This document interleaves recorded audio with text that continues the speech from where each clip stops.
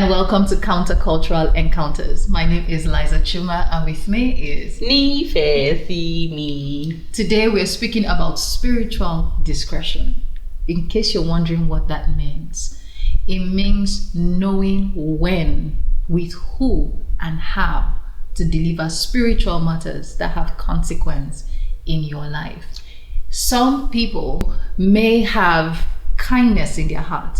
Some people may love you. In fact, you may be a kind person, but do you have capacity to bear heavy matters? Do you have capacity to hold spiritual matters? So it's not necessarily whether you're good or whether you're bad. It's a capacity conversation. You know, I'm thinking about Joseph, for example, in the Bible, where the fact that his fiancée was pregnant by a mystery being was something of significant spiritual weight and consequence, spiritually and physically. His reputation, her reputation, his family's reputation, his status and his position in the society and hers, and the fact that either way there was consequence to the fact that what had happened had already happened, but the fact that his disposition was to still be inclined to some level of neutrality in terms of processing how to go about handling his decision, how to go about executing it. And within that space, there was opportunity for him to be advised. But I think that it's really interesting because many times we have very strong positions about things and they call it a set mind. Our minds are so set that there is no wiggle room for situations to be processed differently. And so I'm beginning to see that sometimes it's not like, well, the capacity is revealed in you, but it comes through some level of testing. If we contrast his cousin-in-law, I guess, Zechariah, his capacity to receive information was tested, and the result of the testing was that he had to be made mute for a season because he didn't have the capacity to hold what he had received and stay with what he had received. Oh wow. I like the analogy the part where you said he could receive advice because he was neutral. What would it take for a person to get to a point where they're mature enough to be neutral? Learning from that kind of study for me is seeing the fact that he was minded to put her away. And I really appreciate the fact that we're aware of the human feeling about it. We're aware that it doesn't mean that you don't feel emotions. It doesn't mean that you mature to the point where emotions don't happen to you. It is the fact that there is room for you to take new information that you did not have before, and then reassess the situation that you had made up your mind about and approach it differently because you now have new information. I want to imagine that it must have taken some level of training in maybe matters of lesser gravity or consequence for him to be there. I feel like if we assess many of our lives, we find that we have journeys where there are things of smaller consequence and greater significance. And so when it comes to matters of greater significance, if you check your track record, you probably find that I've dealt with this in various ways. I'm thinking of David, for example. When David faced Goliath, David was like, actually, do you know what? I've taken on animals, beasts of different sizes. I'm going to call you a beast for the purpose of this situation. And I'm going to deal with you like a beast. The principle is the same. And so you find that we're not aware that he had killed a man of war before, but the principle was the same.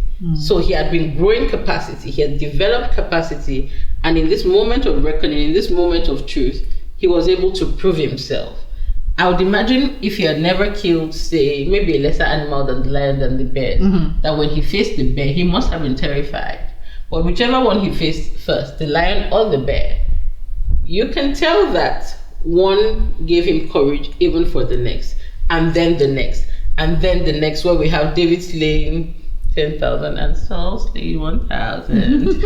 And so, capacity is developed like that over time, but there is a willingness on your part. There must be willingness on your part to be tested. Willingness to be tested, based on the capacity you now have. Yeah, so you discover your capacity. You have no idea how much capacity you have. And when a test shows up, you don't back down. You face it to at least discover how much capacity you have. So what I hear you say in terms of discretion and capacity is very centered to yourself and your growth and your ability to then grow into the next thing. Absolutely, because you're the star of the show. So where does discretion become something that involves someone else, where you have to be, what's the difference between being discreet and then having this version of discretion where you're able to say, oh, I want to make a decision, but I'm going to take initiative and look at my previous growth and how much capacity I have. Like in the Joseph example, Joseph had looked at putting Mary away. He had looked at Mary's family tree. He had looked at his family tree and said, you know what? If I put this baby away publicly, she's likely going to die. She's not going to die on account of this thing, although it hurts me. So I'm going to put her away privately. That was a discretion situation. But where is the boundary of doing that and being discreet?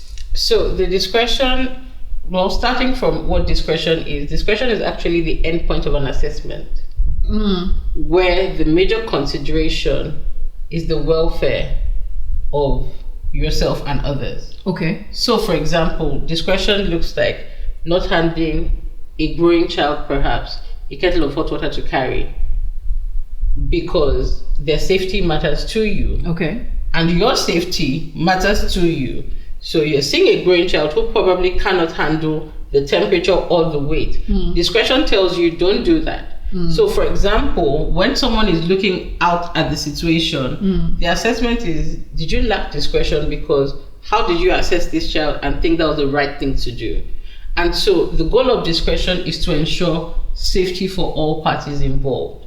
So if you're aware, for example, that somebody doesn't have the capacity for surprise, discretion tells you that of all the things that you want to do with that person, you're not going to surprise them, or you shouldn't surprise them. Okay. Especially when, for example, the end point of that activity or that event can be unsafe for that person. So even though, for example, your motive is good, maybe you wanted to throw a surprise party, but then the end point of that shock, for example, is that that person maybe has a heart event, for example, then discretion tells you that's not the way to go. I like the example and the place you brought us to, because now I can look at spiritual discretion and say it is when I have spiritual situations and conversations, but I can still be safe and the other party can be safe. Like with the story of Abraham. I think that we assume, and I think we make this assumption somewhat safely, taking the risk, which is that many people opine that Abraham probably did not tell his wife that God said I should go and kill our only son that we waited nearly 100 years for. The Bible only tells us that God said that you should go and kill his son. He said, say less. And he woke up early the next morning and took the son.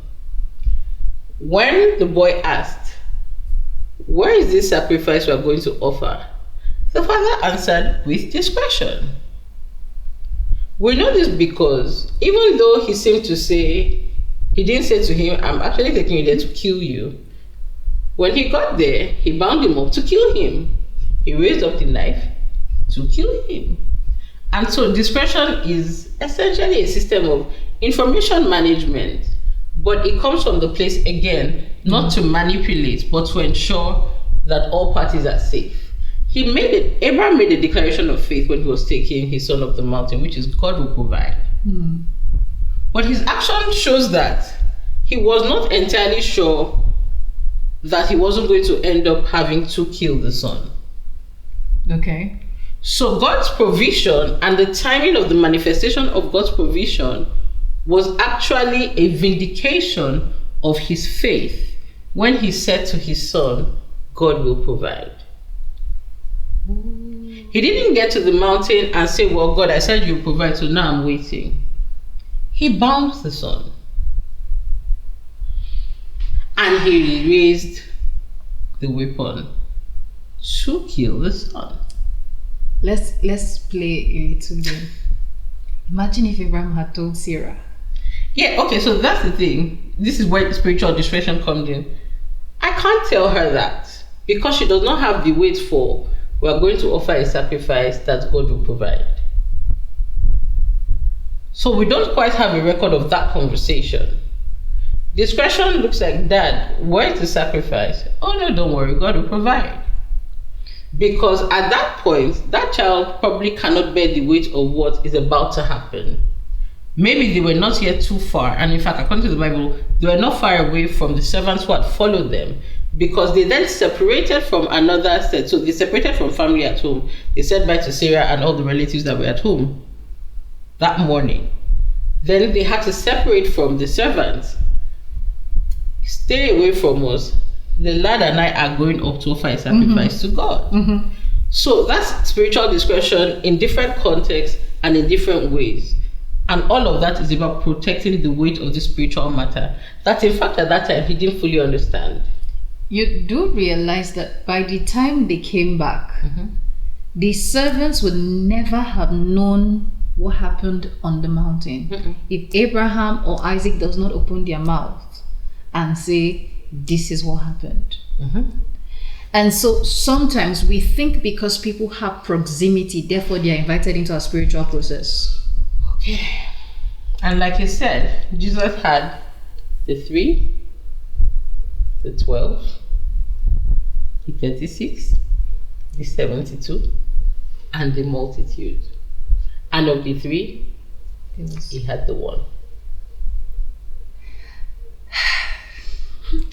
I want you to weigh the things you believe have been handed over to you, the promises of God, the spiritual disciplines, and realize that just because people love you does not mean they're invited to walk the road with you. If you are able to be at peace with the fact that every person who loves you will not go to the top of the mountain, and everybody will not watch you sacrifice to God and sacrifice what is required for your life, then you can relieve people of this. Oh, they didn't stand by me. Oh, they didn't do this for me. Oh, I told them and they told the information to someone else, because you were not supposed to tell them in the first place. Yes. I'd also like to add that there's also the place of recognizing the limitations in your own capacity and being okay to protect others from the things that can agitate them or put them in a place that's not safe.